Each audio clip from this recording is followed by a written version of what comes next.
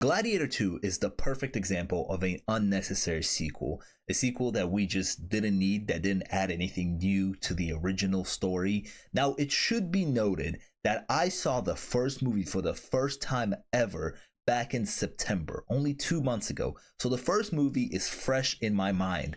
And with that, I can say that the second movie just redoes a lot of the story beats from the first movie, but just like worse. And then the new stuff that Gladiator 2 wants to offer, like its own story elements that are not just borrowed from the first movie, those ideas are like half-baked. With that being said, this is my Gladiator 2 review. Before we get started, leave a like and subscribe, and let me know down in the comments what did you think about Gladiator 2 if you saw it, or let me know down in the comments if you're excited for it. When I saw Gladiator 1, I wrote a little review on Letterboxd like a silly film guy does. With that, I was saying that if Gladiator 2 has the likable characters that Gladiator 1 had, and a good story like Gladiator 1 has, but just updated like fight sequences, then we're in for a treat.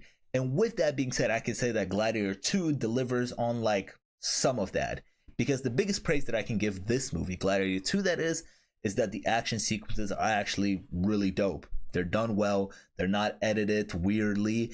There's not a lot of shaky cam going on here. The camera backs up.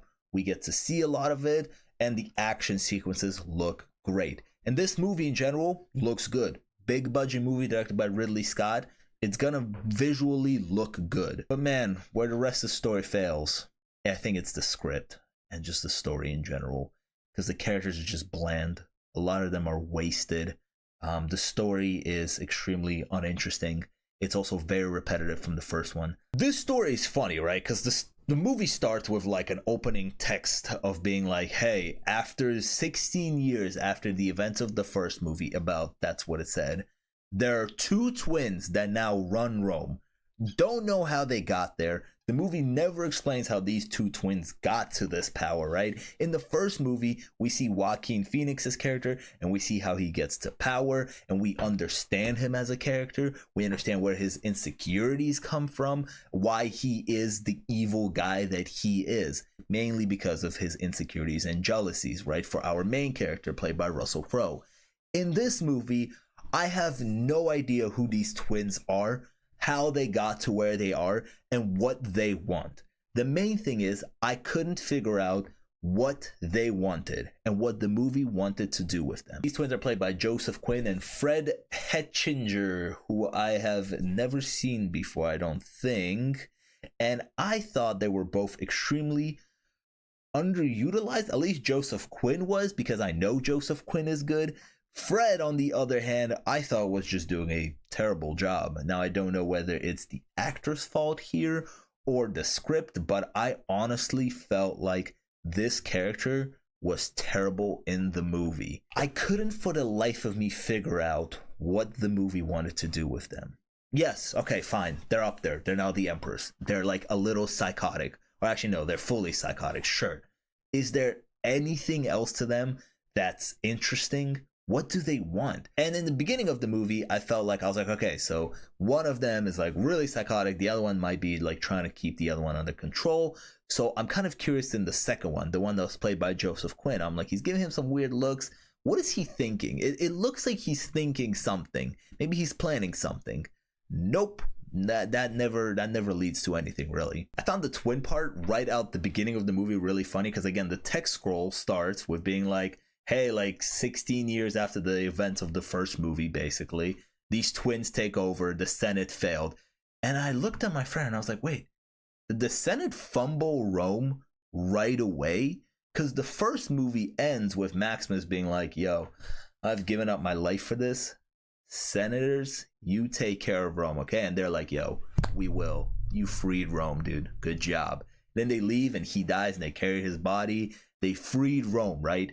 But the second movie starts with like, well, actually, these senators just fumbled Rome, I guess, to these twins that spawned out of nowhere. Now, Riddley Scott has been talking this weekend about potentially there being a 4-hour cut of this movie. So did they just leave a lot of their backstory out? Let's talk about our main character, Lucius, played by Paul Mescal. This is my first time actually seeing Paul in a project. I know he's very, very popular right now, but I just haven't gotten around to one of his popular projects that I know people always talk about.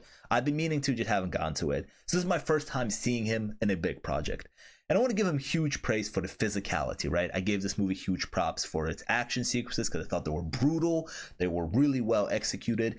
And in terms of the physicality and being in the action sequences and doing the stunts, I thought it looked like he was very committed in them and he was really good in them and really sold the brutality of them.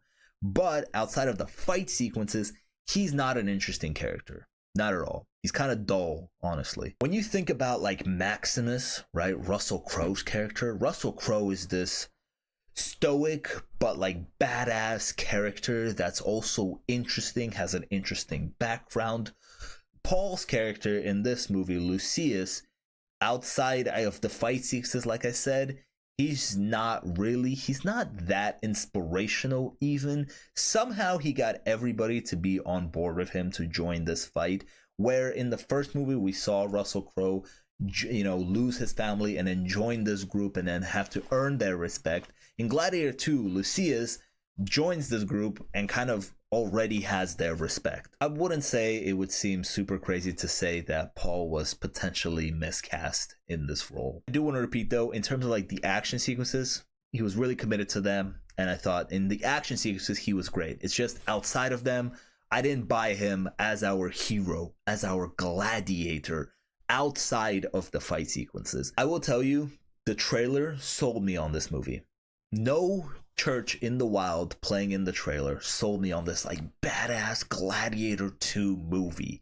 I was sold on this idea that this movie was going to be Mescal versus Pascal, and that just does not really happen, because Pedro Pascal, who is at the height of his career right now, super popular in Hollywood, was extremely wasted in this movie. This movie wastes Pedro Pascal. Whenever he's on screen, he doesn't really have great chemistry with the other actors because the script doesn't give him much to work with. His character is this general who works for the twins. He doesn't like the twins. He wants to be the good guy. Although I thought the trailer was telling me on this idea that he's just, he's the general that's going to go up against our Gladiator, our main character played by Paul, and they were going to clash together, but that doesn't really happen. But the trailers always ended on this epic idea of these two stars in Hollywood being in this Gladiator movie and going up against each other, this big fight. And this fight that's in the trailers does happen in the movie, but it's extremely underwhelming because one of them in the fight is trying to kill the other one. They're not both trying to kill each other. Only one of them is trying to actually be in this fight and kill the other one. The other one's being like, "No, I just want to talk. Please, let's just talk." And it turns out to be a very underwhelming fight. I think this movie would have been so much better if it committed to Pedro being a bad guy and then Pedro going up against Paul Mescal and then just straight up just trying to kill each other. But the movie doesn't go for that, and I feel like that is the biggest missed opportunity of this movie. Another praise that I can give this movie, and a lot of people talked about this, is Denzel Washington's performance. I can 100% guarantee you that Denzel Washington is having more fun in this movie than everybody else. He's really fun in this movie. He brings good energy in it. I wish he was in the movie more. The movie does this thing where he has his own story that's very important to the movie, but then there's another story that's about the twins. So I would say, honestly, the movie would have been better if you did that Pedro idea, first of all, that I said earlier, but also if you just cut out the twins and you put Denzel Washington's character where the twins are, and you focus more on the Denzel Washington part, because his story was actually the new ideas that this movie added that I just said were kind of half-baked. There was something really interesting going on there, but again, in the movie, it's not fully well executed. But yeah, man, it's Denzel. He's acting above everybody else, and he's having the most fun in this movie. Connie Nielsen is back in this movie. She's there. I saw somebody online, and I saw people out the theater when we were leaving talking about this. Now, it's not a spoiler because I saw the trailers talk about this. Paul Mescal plays Lucius, right? Who is Connie Nielsen's son in the first movie. But he's now all grown up and he becomes this gladiator, right? And in Gladiator 1, it is very heavily hinted on the fact that Russell Crowe's character is his son. That him and Connie Nielsen's character had a thing probably in the past. And they had this child, even though Maximus has his own family, right? And this other kid. But he is potentially Lucius's son. That's what the first movie hints on. It never 100% like says it, but it hints on that. Well, in Gladiator 2, they straight up give you the answer. They say it multiple times. They're like, hey, Lucius, Maximus was your dad. And they say it over and over and over again. They get rid of all of that ambiguity that made that storyline kind of interesting in the first movie, where you kind of like can make up your own theories. You know, like about 85% that Maximus is his father, but like it's not 100% confirmed. You know what I mean? So that makes it more fun. In Gladiator 2, it takes all of that away and it just gives you the answer, which is the big point that I'm trying to make about this movie.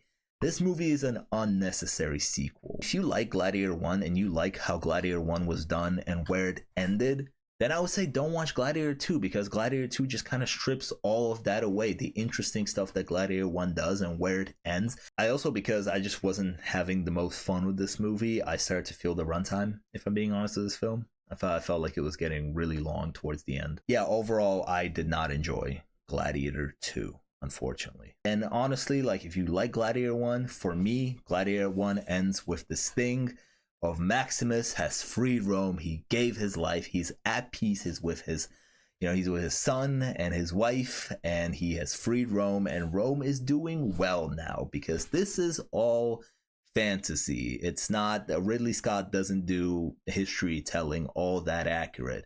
Although somebody in the comments of my Gladiator 1 reaction kind of went off at me because I mentioned Lord of the Rings and Game of Thrones, and they were like, that's fantasy. This isn't fantasy. All of this is fantasy. Ridley Scott doesn't do history super accurate. So yeah, I didn't really like Gladiator 2, but let me know down in the comments, did you like Gladiator 2? What did you think about it? I would love to hear your thoughts. Also, leave this video a like and subscribe. I'd really appreciate that. Yeah, I'll see you guys next time. Peace.